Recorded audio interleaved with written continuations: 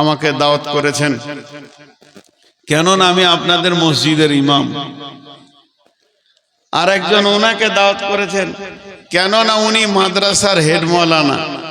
তাহলে উনি হলেন আপনার রসুলের তরফের কুটুম, আমি হলাম আল্লাহর তরফের কুটুম।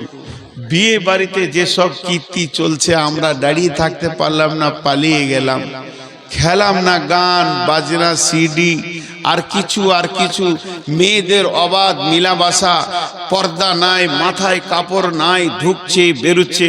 উনিও মাথা নামো করে সুসুর করে মাদ্রাসা গিয়ে দুটি মুড়ি খেয়ে নিলেন।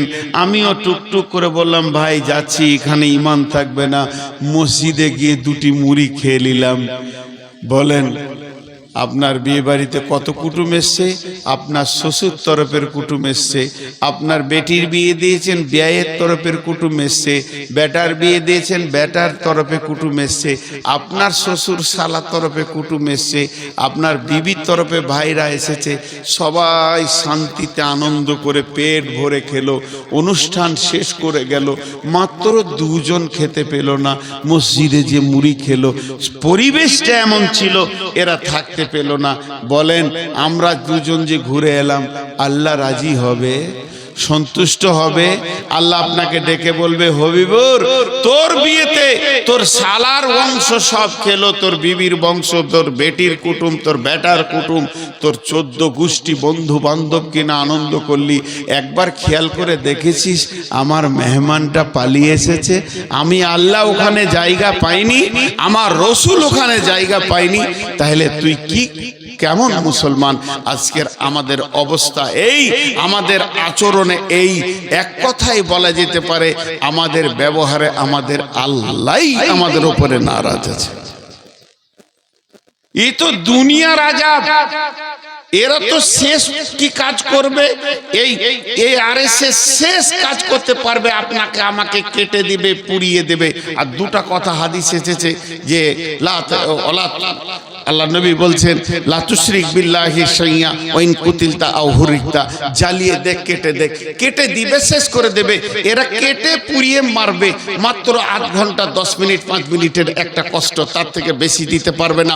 হার্ডলি 10 মিনিট 1 মিনিট 8 ঘন্টার কষ্ট, এর থেকে বেশি দিতে পারবে না।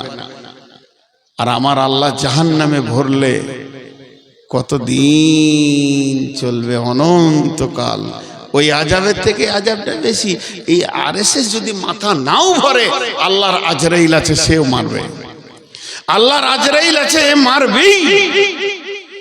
এবার বলেন আল্লাহ আমার উপরে নারাজ আছে, এই হালাতে যদি আল্লাহর কাছে যাই, আল্লাহ আমার উপরে নারাজ আছে, এই হালাতে যদি আল্লাহর কাছে যাই, আজ আমাদের অবস্থা অনেক খারাপ। আমাদের না আছে আমলে আল্লাহ, না আছে আমাদের কাছে রসুলের সুন্নত, না দাঁড়িয়ে আছে মুসলমান কি না তা চেনা যায়। মানে কি ভাবছেন নাকি? কেন ভাববেন? আপনি চলে গেলে সব খারাপ লাগবে। মৌলানা সাহেব তো ফোন নিয়ে ব্যস্ত, তুই থাকলে হবে? এত রাতে বিবির সঙ্গে কথা বলে আর ও জিহাদ করবে সোমবার দিয়ে? জি, আল্লাহ তাবারাক ওয়া তাআলা যদি আমাদের সঙ্গে না থাকে, তাহলে আমরা আগাতে পারবো না। প্রথম কথা শুনেলেন, মুসলমান তোমাকে তলোয়ার লাগবে না। বিশ্বনবী তোমাকে কি শিখিয়েছে শুনে দাও। নবীজিকে প্রশ্ন করা হলো, ইয়া রাসূলুল্লাহ আপনি পৃথিবীতে কেন এসেছেন? আপনি তো আসেননি, আপনাকে পাঠানো হয়েছে। বিশ্বনবী আসেননি, ওনাকে পাঠানো হয়েছে। যিনি পাঠিয়েছেন তিনি আল্লাহ। তিনি আগে কোরআন রেডি করেছেন, কোরআন পাঠিয়েছেন, নবীজিকে পাঠিয়েছেন কোরআনের ট্রেনিং দিয়ে। জীবিত কোরআন হাত পা দিয়ে বিশ্বকে দেখাবে আল্লাহ কি চাইছে। তিনি 63 বছর বয়স পর্যন্ত চাকরি করলেন। তিনি রিটায়ার হয়ে গেলেন, ফেরত চলে গেলেন, যেখান থেকে এসেছিলেন সেখানে চলে গেলেন। আল্লাহর নবী উত্তরে বললেন, বুইস্তু তিম্মু মালি মাকারিমাল আখলাক, বুইস্তু তিম্মু মালি মাকারিমাল আখলাক। হে আমার সাহাবী সাহাবীরা, ওরে আমার উম্মত শুনে নাও, আমাকে আখলাকের মেসেঞ্জার করে পাঠানো হয়েছে। এই পৃথিবীর বুকে আমি চরিত্রের মাস্টার, অন্য কোনো মাস্টার নয়। আমি হলাম চরিত্র গঠন করার মাস্টার। আমাকে ইংলিশ দেওয়া হয়নি, হিন্দি দেওয়া হয়নি, আর্টস কমার্স সায়েন্স দেওয়া হয়নি। আমার সাবজেক্টের নাম হলো চরিত্র। আমার চরিত্র এত ধারালো হবে, তলার সেই জায়গায় পৌঁছাতে পারবে না। বিশ্বনবীর একটা শিষ্যটার নাম হলো হযরতে উমর ফারুক আজম, উমর বিন খাত্তাব রাদিয়াল্লাহু তাআলা আনহু। বিশ্বনবী পৃথিবী থেকে চলে গেলেন, বিদায়ের পরে হযরতে আবু বকরকে দেওয়া হলো ভারপ্রাপ্ত। তিনি হলেন খলিফা, আমিরুল মুমিনিন আবু বকর পৃথিবী থেকে চলে গেলেন।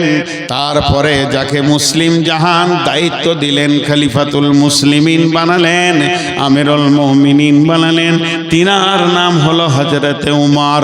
বিশ্ব নবীর দ্বিতীয় নম্বর শিষ্য হযরতে উমর। সেই উমর যখন দায়িত্ব পেলেন, মসজিদে নববী তখন খেজুর গাছের পিলার আর খেজুর পাতার ছাওয়ানি। এটাই ছিল 18 লক্ষ বর্গ মাইলের সিংহাসন। এটাই ছিল সংসদ, এটাই ছিল পার্লামেন্ট। না আছে চেয়ার, না আছে টেবিল, শুধুমাত্র একটা রসুলের মিম্বার আর খেজুর গাছের পিলার, খেজুর পাতার ছাওয়ানি। ছোট্ট একটা জীর্ণ মসজিদ। তুমি পড়ে গেছো তুমি পড়ে গেছো নুয়ে, খেজুর পাতার পাশা তোমার বারে বারে গেছে ক্ষয়ে, সাইমম ঝরে পড়িয়াছো তুমি, করিয়াছে কুটির, তুমি তো পরনি নুয়ে। তোমার খেজুর পাতার প্রসাদ খানি বারে বারে গিয়াছে ক্ষয়ে। এর নাম উমর। হযরত উমর ফজরের সালাত পর তাসবিহ করছেন একা। 18 লক্ষ বর্গ মাইলের বাদশার কোনো বডিগার্ড নাই, না আছে কোনো দেহরক্ষী, না আছে কোনো সিকিউরিটি। বেনি মসজিদে বসে বসে তাসবিহ করছেন। এমন সময় ক্লান্ত লেগেছে, শরীরটা একটু আরাম করে নি। মসজিদে বালুর ওপরে শুয়ে আছে, বালিশ নাই, একটা লেপ নাই, কেতা নাই, গদি নাই, ডানলপের গদি নাই, বালিশ তো নাই। তাহলে হাতে মাথাটা হাতের ওপরে রেখে একটু তোমরা এসেছে। এমন সময় মসজিদের দরজায় একজন ডাকছি, যা দেবেন আদব নেবেন জাহাপনা। সে তো সালাম দিবে না, সে হলো খ্রিস্টান, সে তো নাসারা, তাই বারবার বলছেন আদব নেবেন জাহাপনা। হযরত উমর উঠে দেখলেন, কে? বলে আমি জেরুজালেম থেকে এসেছি, আমার নাম অমুক, আমি জেরুজালেমের একজন দূত। জেরুজালেমের তদানীন্তনকালে যিনি মিনিস্টার ছিলেন, প্রাইম মিনিস্টার, গোটা জেরুজালেমকে যিনি শাসন করতেন, তিনি খ্রিস্টানদের একজন পোপ ছিলেন। তিনি একটা চিঠি লিখেছেন, যেহেতু উমরের সৈন্য উমরের তবলিগের দল জেরুজালেম গিয়েছে কালেমাকে পৌঁছানোর জন্যে, দাস্তে তো দাস্তাম দড়িয়া भी ना छोड़े हमने, बहरे जुल्मत में दौड़ा दे घोड़े हमने। साद बिन वक्कास রাদিয়াল্লাহু আনহু ঘোড়া চালিয়ে দিয়েছেন ফোরাত নদীর ওপর দিয়ে, বাহরে কুলজুমের ওপর দিয়ে। বন্ধুরে আমার, সেই উমর বলছে, হ্যাঁ আমি সেখানে কালেমা তাইয়্যিবার, কালেমা শাহাদাতের দাওয়াত দিয়ে কয়েকজন সৈন্যকে পাঠিয়ে দিয়েছি।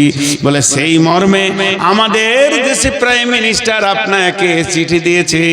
চিঠিটা একটু নজর লাগিয়ে দেখলেন, তিনি লিখেছেন, বন্ধু আপনি বিশাল সাম্রাজ্যের মালিক, আপনার সৈন্য সংখ্যা যত আমার দেশের নাগরিক অত নাই। আমি আপনার সঙ্গে লড়াই করব না, আপনার সঙ্গে আমি যুদ্ধ করব না, আপনার সঙ্গে জিহাদে আমি আসতে চাই না। শুধু আমি এতটুকু চাই, আপনাকে আমি পত্র দ্বারা নিমন্ত্রণ দিলাম, আপনি একটিবার আমাদের দেশে আসেন, আপনার সঙ্গে বসে সন্ধি করে নেব, আলোচনা করে স্বাক্ষর করব।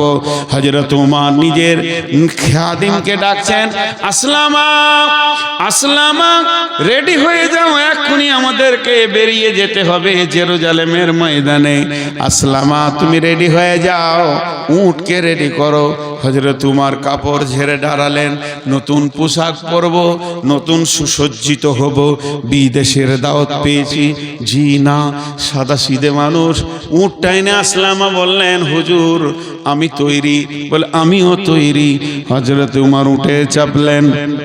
কবি নজরুল কলম ধরেছেন, হেরি পশ্চাতে চাহি তুমি চলিয়াছ রৌদ্র দগ্ধ দুর্মুরু পথ বহি, জেরুজালেমের কেল্লা যেতায় আছে অবরোধ করে, বীর মুসলিম সেনাদল তব বহুদিন মাস ধরে, দুর্গের দ্বার খুলিবে তারা বলেছে শত্রু শেষে, উমার যদি গো সন্ধি পত্রে স্বাক্ষর দেয় এসে, হাইরে আদেক ধরার মালিক আমিরুল মুমিনিন, শুনেছে খবর একাই কি উঠে চলেছে বিরামহীন, সাহারা পাড়াইয়ে ঝুলিতে দুখানা শুকনো খুব জরুটি, একটি মশকে এতটুকু পানি, খুরমা 2-3 মুঠি, প্রহরীবিহীন সম্রাট চলে, প্রহরীবিহীন সম্রাট চলে, একা উঠে চোরি, চলেছে মাত্র একটি গোলাম, উটের রশি ধরি, মরুর ঊর্ধ্ব আকাশে সূর্য আগুন বৃষ্টি করে, সেই সে আগুন ফুটে খৈশম বালুকার মরু বালুকার পরে, কিছু দূর যেতে উট হতে নামি, কিছু দূর যেতে উট হতে নামি, কহিল গোলামের ভাই পেরেশান বড় হইয়াছ চলিয়া, এইবার আমি যাই। উটের রশি ধরিয়া অগ্রে উঠে বসত, উঠে তপ্ত বালুতে চলে যে চরণে রক্ত উঠেছে ফুটে, গোলাম 2 হাত ধরে চুমি কাঁদিয়া কহিল উমর এ আদেশ করেন কেমনে আপনি, গোলাম রহিবে উটের পিঠে আরাম করিয়া বসি, আর খেটে যাবে খলিফা উমর ধরিয়া উটের রশি। খলিফা হাসিয়া বলে তুমি জিতে গিয়ে বড় হতে চাও ভাই রে, এমনি চলে রোজ কিয়ামতে আল্লাহ যেদিন বলিবে উমর ওরে, করিনি খলিফা মুসলিম জাহানের তরে সুখ তরে তোরে, কি জবাব দিব কি করিয়া মুখ দেখাবো রসুলের ভাই, আমি তোমাদের প্রতিনিধি মাত্র, মোর অধিকার নাই, আরামে সুখের মানুষ হইয়া মানুষের নিতে সেবা, ইসলাম বলে সকলে সমানকে বড় ক্ষুদ্রকে বা, ভিত্ত ধরিল উটের পিঠে, ভিত্ত চড়িল উটের পিঠে, উমার ধরিল রশি, মানুষে স্বর্গে তুলিয়া ধরিয়া ধুমাইলা মিল শশী, মাত্র 2টি লোক, যেতে যেতে যেতে যেতে একবার উমার একবার গোলাম, একবার উমার একবার গোলাম, যেতে যেতে জর্ডান নদী চলে এসেছে, নদীটা পার হয়ে গেলি জেরুজালেম ঢুকে যাবে, পালা পড়ে গেছে, গোলাম থাকবে উটের পিঠে, আর গোলাম উটের রশি ধরে হাঁটবে। হযরতে উমর জেরুজালেম শুনতে পেয়েছে বিরাট সাম্রাজ্যের মালিক মদিনা থেকে আমাদের দেশে আসছে, সৈন্য সামন্তকে পাঠিয়ে দিয়েছে, বর্ডারে যাও স্যালুট করবে, সম্মান করবে, আদব জানাবে, তানজিম করে নিয়ে এসো। এবারে গেটে দাঁড়িয়ে আছে, যেই উট আর ভিত্ত 2 জন এসে হাজির হলো, কোম্পানি মেজর একটা স্যালুট মেরেছে, আদব নেবেন জাহাপনা, আমাদের দেশে আসার জন্যে আমরা ধন্য হয়েছি, আপনাকে সুসংবাদ দিছি। তখন গোলাম এমনি করে হাতটা করে নিয়ে জোর হাত করে চোখের পানি ছেড়ে দিয়ে বলছে ভাই আমাকে কেউ স্যালুট দেবেন না, আমাকে কেউ আদব দেবেন না, আমি আদবের স্যালুটের যুক্ত নয়, শুধু আমিরুল মুমিনের হুকুম, তাই আমি উটের ওপরে বসে আছি, আমি আমিরুল মুমিনিন নই, আমি নির্বাচিত খলিফা নয়, যিনি উটের লাগাম ধরে হাঁটছে উনিই হলেন উমর, খলিফা উমর রাদিয়াল্লাহু আনহু। কোম্পানি মেজর তো আফসোস করছে, বহু বাদশা দেখেছি, প্রধানমন্ত্রী দেখেছি, কিন্তু পরিপূর্ণ মানুষ দেখিনি, আজকে একটা মানব দেখলাম, জানটা ঠান্ডা হয়ে গেল। মানুষ কাকে বলে? আদবের সঙ্গে নিয়ে গেল গির্জাতে, বিরাট গির্জা, দেশের ওইটাই পার্লামেন্ট, অত বড় গির্জা, 2 সন্ধিতে বসে আলোচনা করছে, আপোষের মধ্যে কুশল বিনিময় হচ্ছে, কেমন আছেন, কেমন করে এলেন, কথা চলতে চলতে হযরত উমর সময় দেখে নিয়েছে, নামাজের